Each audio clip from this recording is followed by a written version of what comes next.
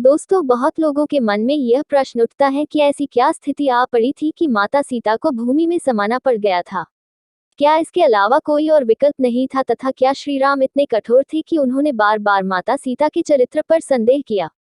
आज हम आपको इन सभी प्रश्नों के उत्तर देंगे तथा बताएंगे कि आखिर क्यों माता सीता को भूमि में समाना पड़ा। इसके लिए सबसे पहले आपको राजधर्म क्या होता है तथा इसकी क्या परिभाषा है, इसके बारे में जानना आवश्यक है। एक राजा प्रजा से बनता है तथा राजा का यह उत्तरदायित्व होता है कि वह हमेशा प्रजा हित में ही कोई निर्णय ले। चूंकि एक प्रजा के द्वारा ही राजा का चुनाव किया जाता है तो राजा को अपने सभी निर्णय वही लेने होते हैं जो प्रजा के अधिकांश लोगों का मत होता है, अन्यथा उसे राजा रह जाने का कोई अधिकार नहीं होता। इसी को राजधर्म कहा गया है। जब लव कुश बड़े हो गए तब वे दोनों अपने गुरु वाल्मीकि के आदेशानुसार अयोध्या में गए तथा सभी को रामायण कथा सुनाई। अंत में उन्होंने राज दरबार में स्वयं को श्री राम तथा माता सीता का पुत्र बताया। इसके पश्चात अयोध्या की प्रजा के द्वारा इस पर प्रश्न चिन्ह लगाया गया।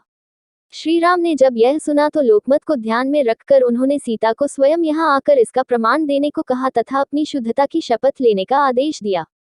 माता सीता ने जब यह सुना तो उनका मन कुंठित हो गया।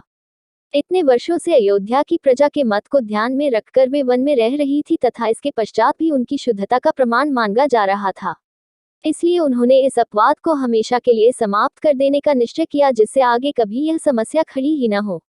जब माता सीता राज दरबार में पहुंची तो वहां सभी के सामने उन्हें अपनी शुद्धता की शपथ लेने को कहा गया। यह सुनकर माता सीता ने सभी के सामने शपथ ली कि यदि उन्होंने मन, वचन तथा कर्म से केवल भगवान श्री राम की ही आराधना की है तथा उन्हें ही अपना पति माना हो तो इसी समय यह धरती फट जाए तथा वे उसमें समा जाए।